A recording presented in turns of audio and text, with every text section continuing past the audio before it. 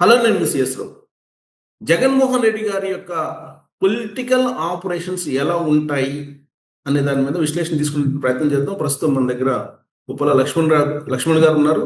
ఆయన కడప జిల్లా రాజకీయాల్ని చాలా దగ్గర నుంచి చూశారు, రాష్ట్ర రాజకీయాలను కూడా చూశారు. ప్రత్యేకించి వైఎస్ ఫ్యామిలీకి సంబంధించి బాగా తెలిసినటువంటి జర్నలిస్ట్, సీనియర్ జర్నలిస్ట్. ఆయనతోటి విశ్లేషణ తీసుకునే ప్రయత్నం చేద్దాం. సార్ నమస్తే. నమస్తే సార్, జగన్మోహన్ రెడ్డి గారి యొక్క పొలిటికల్ ఆపరేషన్స్ ఎలా ఉంటాయి అనేది చంద్రబాబు నాయుడు గారికి కూడా అర్థం కావట్లేదు. ఎంతసేపు భూతం భూతం అంటున్నారు తప్పితే ఏంటి ఎలా ఉంటాయి. ఇప్పుడు అతనికి 11 సీట్లే వస్తాయి అని అతను ఊహించలేదు. కౌంటింగ్ జరిగే సమయంలో కూడా నేను ఆయన యొక్క ముఖ్యమైన అనుచరులతో కూడా మాట్లాడాను. కౌంటింగ్ జరుగుతున్నప్పుడే, అప్పుడు కూడా మేము గెలిచిపోతున్నాము అని చెప్పారు. ఆయన సార్ ఇప్పుడే చెప్పాడు నాకు, నేను ఆ రూమ్ లోంచి బయటకు వచ్చాను. అందువల్ల షాక్ తిన్నాడు ఒకసారిగా. 11 సీట్లు ఏంటి, నేను ఇంతగా బట్టలు నొక్కి ఇంతగా అన్ని చేయగలిగితే 11 సీట్లు ఎలా వచ్చాయి అని. సరే, రాజకీయాలు ఎలా ఉంటుందంటే ప్రజల నాడి కొంత 2-3% డిఫరెంట్ అయిపోయినప్పుడు ఓటమి అనేది ఎవరైనా చవి చూడాల్సినటువంటి అవసరం వస్తుంది.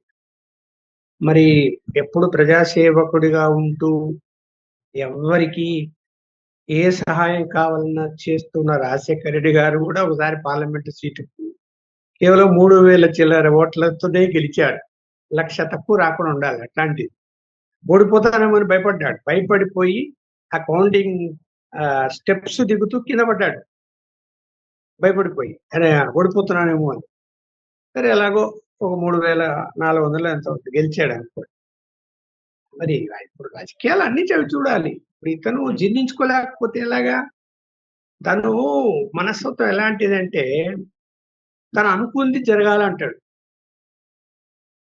అది చిన్నప్పటి నుంచి ఆయనకు అలవాటు, చదువుకున్నప్పటి నుంచి కూడా. ఏదైనా తను అనుకుంది జరగలేదు అంటే ఎదురుగా ఎవరున్నారు, తండ్రి ఉన్నాడా, తల్లి ఉందా, తాత ఉన్నాడా అని కూడా కాదు. కోపం వస్తే ఆ పక్కన ఉన్నటువంటి చేతికి ఏది దొరికితే విసిరేయడము, చేరు దొరికితే చేరు కూడా విసిరేయడము, ఇవన్నీ సంఘటనలు జరిగాయి వాళ్ళ ఇంట్లో. వాళ్ళ బంధువులు చెప్పారు కాబట్టి నేను అంటున్నా, అప్పట్లో చెప్పారు, ఇప్పుడేం చెప్పడం లేదు. మీకు అన్ని విషయాలు సుదీర్ఘకాలం పాటు జర్నలిజం అక్కడ చేశారు కాబట్టి మీకు ప్రతి విషయం తెలిసే ఉంటుంది. అంత కోపం అతని. అక్కడ ఏంటంటే అది ఫ్యాక్షన్ మాది. సరే, ఓవరాల్ గా కడప ఫ్యాక్షన్ జిల్లాగా పేరు ఉందినా, బాంబుల జిల్లాగా పేరు వచ్చినా కూడా ఎక్కువగా ఫ్యాక్షన్ ఉన్నటువంటి ప్రాంతాలు జమ్మలమడుగు, పులివెందుల, తర్వాత మైదుకూరు, కడప, పొద్దుటూరు.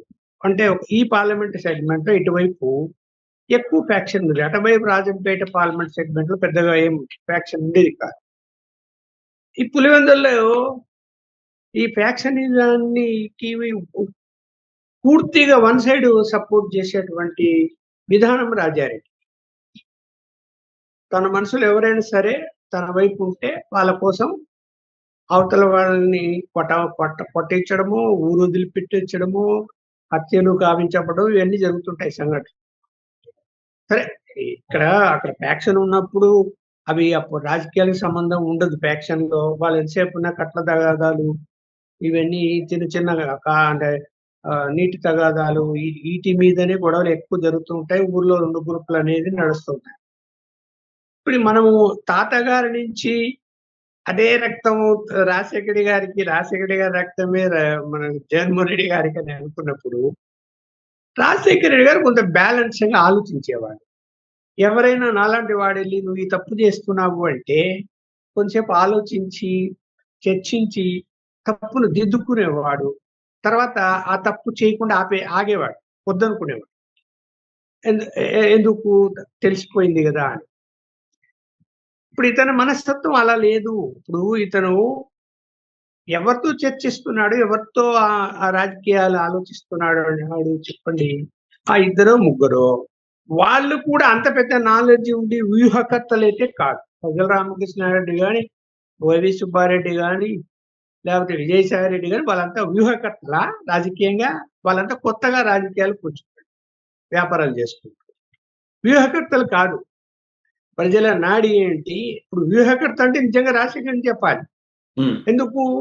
తను చిన్న వాళ్ళతో అయినా చర్చిస్తాడు, పెద్దవాళ్ళతో అయినా చర్చిస్తాడు. తనకి ఏదైనా ఏమి చేయాలో, ఏదైనా ఇది చేస్తే పబ్లిక్ రియాక్షన్ ఎలా ఉంటది అని. అలాంటి మనస్తత్వం రాజకీయాల్లో డెవలప్ చేసుకోవాల్సింది పోయినా, సరే అనుకోకుండా రాజకీయాల్లోకి వచ్చాడు, తండ్రి కారణంగా గెలిచాడు తప్ప ఆయనేమి ఆరితేరిన రాజకీయాల వ్యక్తి కాదు. ఆయన బిజినెస్‌ల్లో, వ్యాపారాల్లో, కంపెనీలలో ఏ కంపెనీలు ఎలా స్టార్ట్ చేయాలో, ఏ కంపెనీలో నిధులు ఎలా పెట్టాలి, ఎలా మనీ లాండరింగ్ చేసుకోవాలని దాంట్లో ఎక్స్‌పర్ట్ ఏమో గాని రాజకీయాలైతే కానే కాదు. అది కూడా ఎవరో సలహా చెప్తే తాను బలవంతంగా వివేకానంద రెడ్డిని రాజీనామా చేపించి తను పార్లమెంట్ మెంబర్ కావాలని ముఖ్యమంత్రి రాజశేఖర్ ఉన్నప్పుడు ట్రై చేశాడు. సోనియా గాంధీ గారు ఒప్పుకోలేదు మధ్యలో. అలా కుదరదు, పార్టీకి చెడ్డ పేరు వస్తది అని చెప్పి, సరే ఆ పీరియడ్ అయిపోయిన తర్వాత మళ్ళీ నెక్స్ట్ పీరియడ్ లో టికెట్ తీసుకున్నాడు. అది కూడా రాజశేఖర్ రెడ్డి గారు మళ్ళీ నెక్స్ట్ టైం సీఎం క్యాండిడేట్ గా ఫోకస్ కావడము, ఆయన మాట కాదని లేక అతనికి టికెట్ ఇచ్చారు. సరే అక్కడ పులివెందుల, కడపలో ఎలా ఉంటుందంటే రాజశేఖర్ రెడ్డి సంబంధించిన ఫ్యామిలీ కానీ, వాళ్ళకు సంబంధించిన వ్యక్తులు కానీ ఓటమి అనేది ఉండదు. ప్రజలు అంతగా అభిమానిస్తారు. వాళ్ళందరికీ కూడా రాజశేఖర్ రెడ్డి కనిపిస్తాడు. అరే మా కుటుంబంలో ఈ సమస్య వస్తే తను ఆదుకున్నాడు, మా ఆయన జైల్లో పడితే జైల్లోంచి బెయిల్ ఇచ్చి విడిపించాడు, ఇంటికి వచ్చి బియ్యం మూటలు ఇచ్చాడు, ఇంటికి వచ్చి డబ్బులు ఇచ్చిపోయాడు. ఇలా ఉంటారు అందరూ రకరకాల ప్రాబ్లమ్స్ నుంచి బయటపడిన వాళ్ళు. హత్య కేసుల్లో కూడా తప్పించుకొని కోర్టు కేసుల్లో కూడా మంచి లాయర్లు పెట్టి బయటపడిన వాళ్ళు ఉంటారు. ఇప్పుడు ఈయన ఎన్ని చేసాడు అలా? ఈయన వ్యాపారం చేసుకుని బెంగళూరులో ఉన్నాడు. ప్రజలతో ఎప్పుడు మమేకమై ఏ రోజు తిరగలేదు.